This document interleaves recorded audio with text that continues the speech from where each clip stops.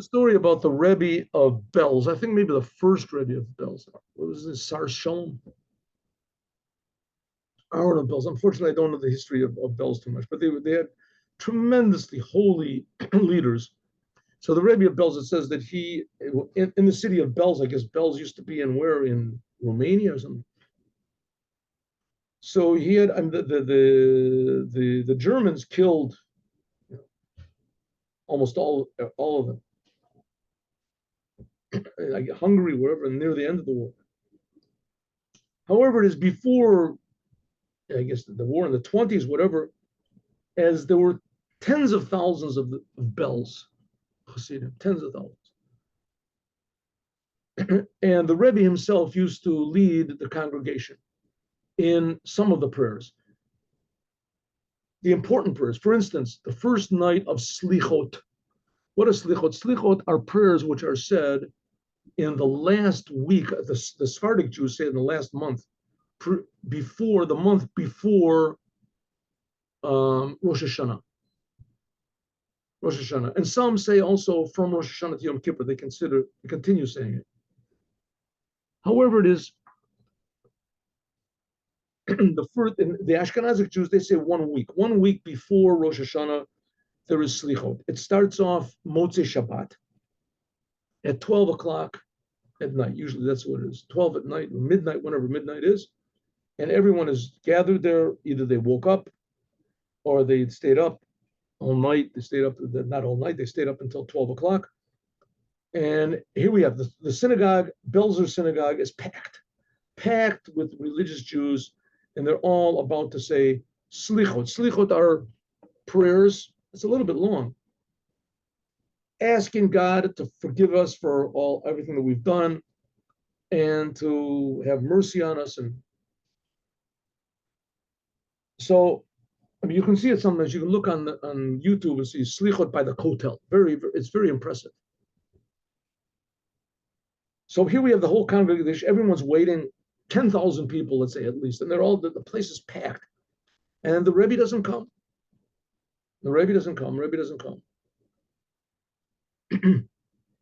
What's the Rebbe doing? This is the Rebbe told his servant, okay, let's get into the carriage and we're going to drive into the forest. His servant says, Rebbe, tonight is the first night of Slichot. Everyone is waiting for you. Of course, the Rebbe knew this. Said, I know, but I just have to make a preparation. So they went into the forest, drove into the forest. The time is getting later and later. They go into the forest, and the Rebbe says, okay, let's get off over here. They get off, and there's a little hut, a little shack in the middle of the forest, and there's a light in the shack. A candle, a lamp is burning. So he says to his servant, come with me. So they look in the window of the shack.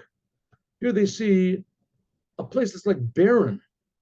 It's like, a couple of pieces of wooden furniture, like a wooden bed with some straw on it. And the cupboards are open, everything empty.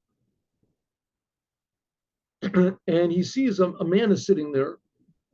There's a Jew, a Hasidic Jew. He's sitting at the table. And opposite him is a chair. And nobody's there. He's sitting there alone. And he's got a little bottle of vodka in front of him. And he says something. You can't hear what he's saying. He says something, and he pours a little cup, and he puts it in front of the empty seat that's opposite him. And he pours a little cup himself, and he says, obviously, it's l'chaim, and he drinks. And then he drinks the other cup. And this he does like 3 times. He says something, fills up this cup, fills up the other cup. He drinks his cup, drinks the other cup. And the Rebbe said, that's it, let's go. They went back. Meanwhile, the Hasidim are waiting there for 2 hours. And the Rebbe comes and they start Slichot. They know they don't ask any questions about the Rebbe. They start Slichot and everyone is praying, finishes the prayers. As they're finishing the prayers, as the Rebbe says to one of his helpers, one of his Hasidim, he said, go back to the back of the room, to the back of the synagogue, right near the entrance door, go back, and bring to me Shmerel the woodcutter. So he goes back there and he goes to Shmerel the woodcutter, says, your name is Shmerel the wood. He asks around, who is Shmerel the woodcutter? He says, yes. He says, the Rebbe wants to talk to you. The Rebbe wants to speak to me. Who am I and the Rebbe? I'm just a simple guy. No, the Rebbe said, you're Shmerel the woodcutter, right? There's another Shmerel the woodcutter? No. As far as I know, I'm the only one. The Rebbe wants to talk to you. Wait here. Don't go away. They finish the prayers and everyone leaves. They go home and Shmerel sits there and he says, the Rebbe wants you to come into his room. So he goes into the Rebbe's room. He's standing there shaking. Says, Shmerel. Says, yes, Rebbe, what?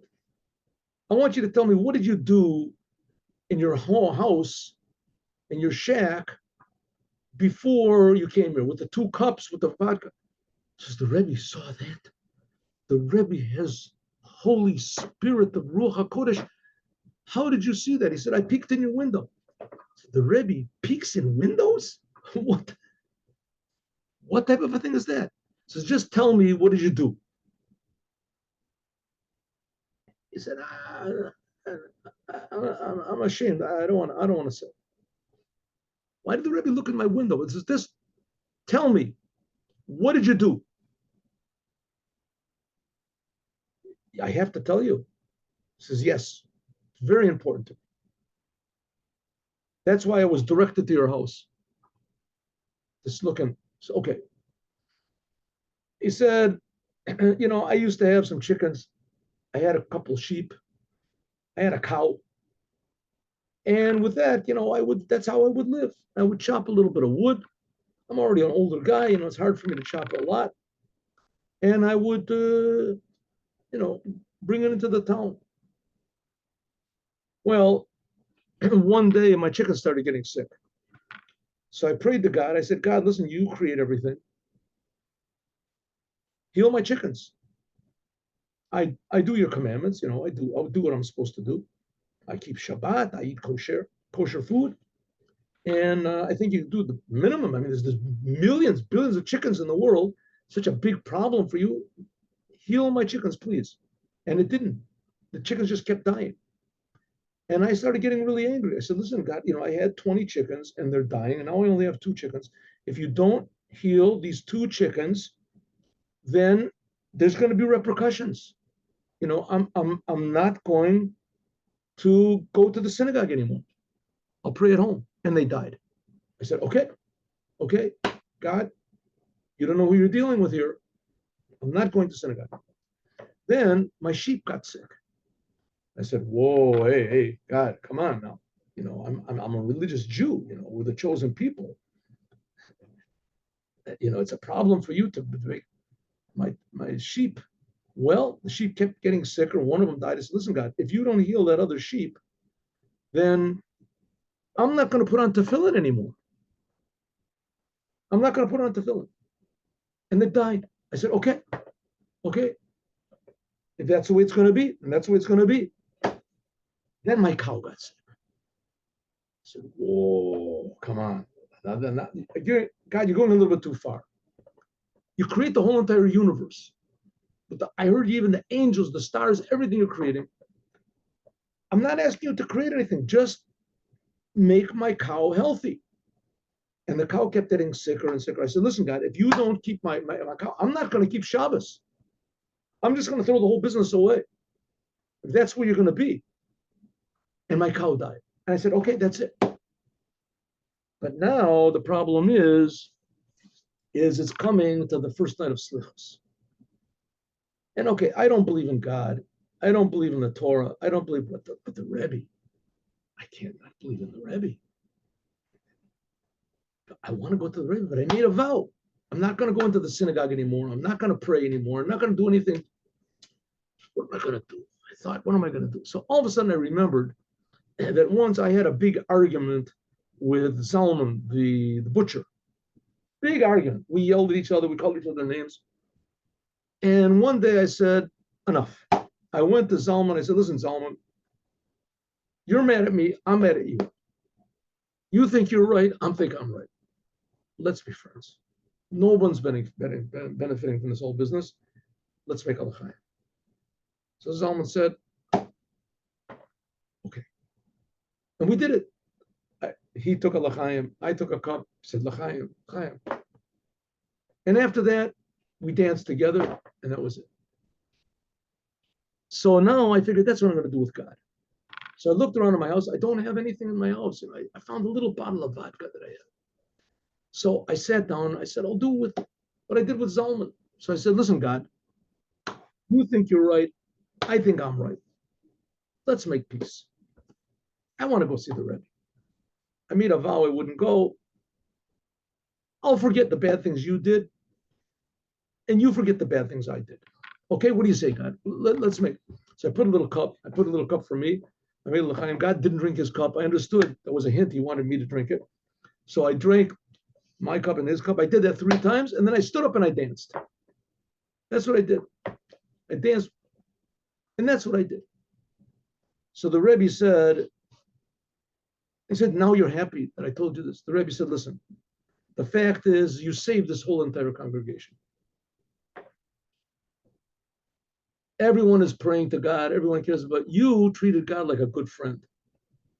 That God is really real and he really cares.